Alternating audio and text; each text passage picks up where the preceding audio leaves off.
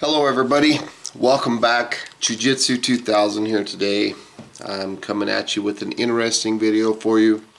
Today I want to talk about Alone. I want to talk about Season 2, Episode 8. Now I want to give you guys a quick apology for this video being a little bit late. I was on vacation for a week and I came back and I was overwhelmed to emails and private messages. So I want to thank you guys for asking all your questions and leaving all your comments. So let's get started on, again, Season 2, Episode 8. I want to make it very clear right away that if you haven't seen that episode yet, please turn this video off.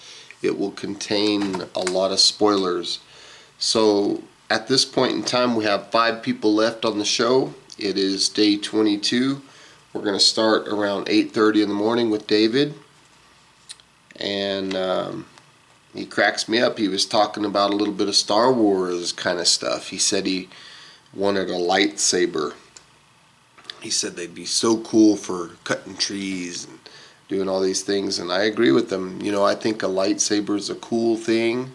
I think if those were real, it would be really neat. I'm also kind of a Star Wars junkie. You know, I like the newer Star Wars movies, so I thought it was really cool. So then he talks about guys like myself and everybody else watching the show.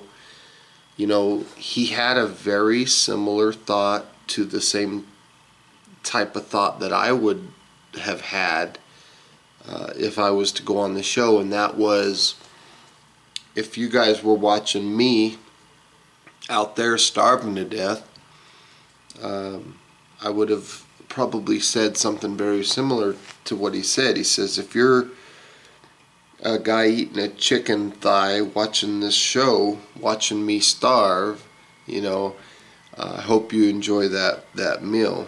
And I agree with him 100%, because again, I had that same thought cross through my mind. If I would have been on Alone, I would have probably said something very similar. He starts talking about missing people. You know, he starts talking about how people in your life are important, and then, you know, it's important to give those people love, let them know you care, give them a hug, things of that nature. He said this alone thing, being out there by yourself, he said it's hard. Personally, I don't know. I haven't experienced that yet. I think that my personality as a person, me who I am inside, I don't think it would bother me that much. I would like to test that and see if that's going to be something that brings me down or not. I don't think it will. So he goes and he checks his net. No fish in the net that he made. And he's talking about that he can feel himself getting skinny. So, you know, again, let's not forget this is day 22, folks. They've been out here quite a while, and he's losing weight. You know, his body's malnourished out there, and he's starting to cannibalize himself on his body. And it is what it is. Let's move forward to 9:30 in the morning. He's got a log that comes through, and it's getting close to his gill net, and he doesn't want it to interfere with the net, so he decides to move it. And it took him an hour and a half to do it. It was a big log. And moving forward, we're a little bit after noon. The show brings Jose into the picture. He's still working on his boat. He's got the ribs in on the boat. It's looking really nice. He put the skin on the boat, and it's very thin. Let's not forget that he used a tarp for the skin on his boat. And then he goes into his talk again about survival versus wilderness living. You know, and I really like Jose in his thought process of that, you know, survival versus wilderness living. I think that's really smart, the way he defines them both independently of each other. You know, he doesn't want to just survive out there. He wants to actually live out there in the wilderness. And that's a good thing when you can define an item like that that is so difficult, like survival, and you can give it a term that doesn't come across like a survival term. I think it would make it a little bit easier mentally and emotionally to just, it's like a daily reminder, like wilderness living, wilderness living. But if you were over here saying survival, survival, it would feel more urgent or more. But when the way Jose says it, he's calling it wilderness living, and I think that helps him mentally. So he's talking about why he needs the boat. He needs the boat so he can go catch the salmon run, hopefully. So let's move forward. About 12:49, we're talking about Justin and his shelter. He's got 6 inches of water in his shelter. And again, it's day 22. He's going to climb a mountain today. I really respect the reason behind why he's doing this. 22 American veterans every single day commit suicide, unfortunately, and he's here to raise awareness to that. I think it's super, super cool. Tons of respect for him. You know, he doesn't have much energy, and he's still going to do this. I think that's super cool. His elevation, obviously, he's on the water, which is approximately sea level, and he's going to climb this mountain up to, I think, 1,300 feet or something like that. So it's a tough climb for him. His foot got stuck in a hole. There was like a soft spot, and he kind of fell down, and he felt something pull. And that's kind of scary when that happened. It's a sketchy looking climb, very dangerous. Everything was slippery and wet. There's roots and rocks everywhere, and he said that he kept talking about that his knee was hurting. And this was about 3 o'clock in the afternoon, and then he says something that really hit home to me.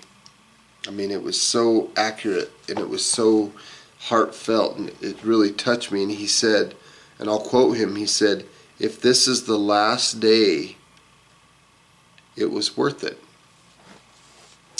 And I think what he's meaning is, if this is the last thing he does on Vancouver Island and then quits, it was all worth it to him. And I completely agree. I think that's an amazing way to look at it. He's here, he's on a mission to raise awareness, because again, there might have been someone out there watching the show that could have got some strength from his experience, and that's what he's doing it for. So it goes to the top, he summits the little mountain that he's on, and it's an amazing view. He got emotional. This really means a lot to Justin. You can see it all through him that this is everything. This means everything to him. Maybe he has somebody close to him or something that's, I don't know what his reasoning is, but you know, this was a big deal for him, and I'm really proud of him for conquering it, because let's not forget one more time, it's on day 22 and they're probably hungry, they're probably, you know, starving and stuff. So for him to conquer this big battle, I think, is a huge success for Justin. Now let's move forward a little bit, about 4:30, talking about Nicole. It's raining a lot, and she's still happy.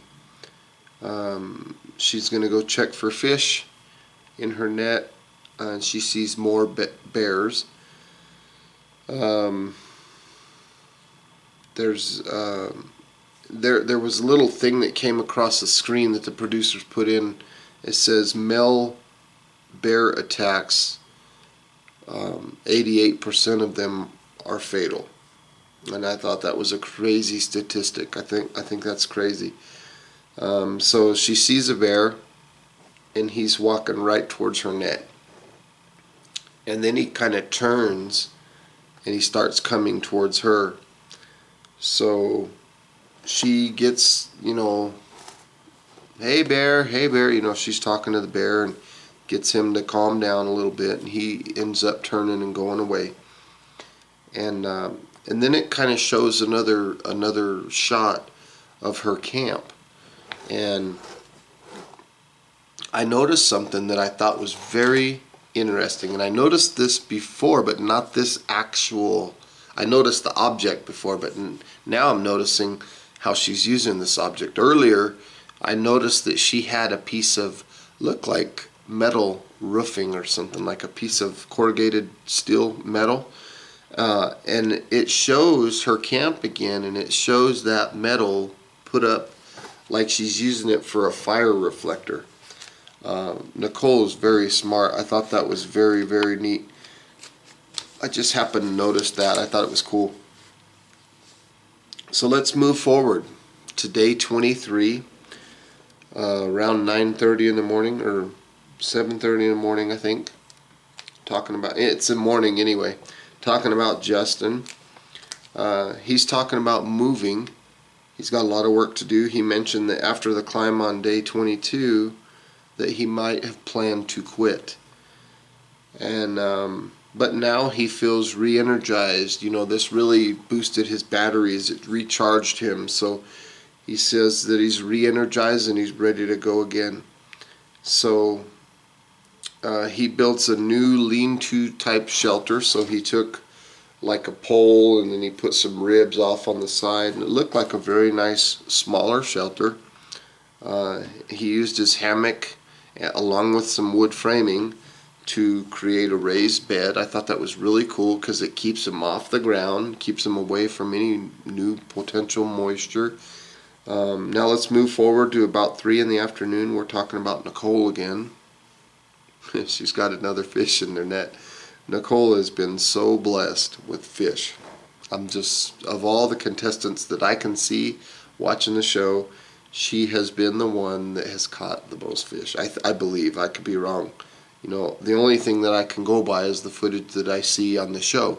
And from my interpretation of that footage, she's caught the most fish. A big salmon. And then it shows her cooking it in the pan, looking for greens to help balance her diet. I thought that was very, very, very smart of her. You know, it's not just out there eating meat. She's actually very knowledgeable in wild edibles, wild medicinals, and so she's going to go get some greens. Thought that was cool. So she found another fish that was half eaten by bears. She was walking by the creek, being kind of loud because she was wanting the bears to not startle, you know, if they hear her all of a sudden. So she was making her presence known. And then she hears this splash in the creek to the right of her, and it kind of startled her for a second. And honestly, it kind of startled me watching the show. I was like, whoa, what is that? And it was a big splash, startled her, and it was a salmon run. I thought that was pretty funny. So the thought that went through my mind was, wow, she probably found another new food source. Thought that was pretty cool. So she found yarrow. I thought that was cool too. She's talking about wild edibles, and she found yarrow. And then I was excited about that. And then a little bit later, she finds some plantain. I thought that was super cool. I'm impressed with Nicole. She knows her stuff about wild edibles and medicinals. This is a department that I'm just barely starting to learn, you know, the wild edibles and medicinals, and I was actually able to recognize the plants when she showed them on the screen, and it made me kind of proud of my own achievement. But you know, and she talks about what you can eat, and it was really, really impressive to me that she's not only eating meat and she's blessed with all these fish, but Nicole is doing very well. You know, but her knowledge base of these plants is amazing. You know, not only is yarrow and plantain both edible, but they're both medicinal. In fact, in my opinion, from what I've been learning, they're both like super medicinal plants. So let's move forward. a little bit about 5:45 in the afternoon. We're talking about David. Again, let's remind ourselves that we're on day 23. His net is all messed up, both nets, and instead of throwing them away and quitting, he decides he's going to salvage the nets, taking it one day at a time. He's very patient, person, and the patience will pay off for him, and it did, because he fixed the net, and weight loss is really starting to concern him. He can feel his body changing. He hasn't ate a lot of food, and he's 100% right about food everywhere. And what he's talking about is in society, in the city life or the country life where we live, us not being on the show, there's food everywhere. There's entertainment food. I mean, there's drive-thrus. There's, diners. There's restaurants and food just everywhere. You can go get gas for your car and walk in and get a candy bar. And he was talking about this, and he's completely right, completely accurate, and he's out there, thinking about this stuff. He's thinking, man, there's food everywhere. Let's move forward. About 8:45, we're talking about Jose.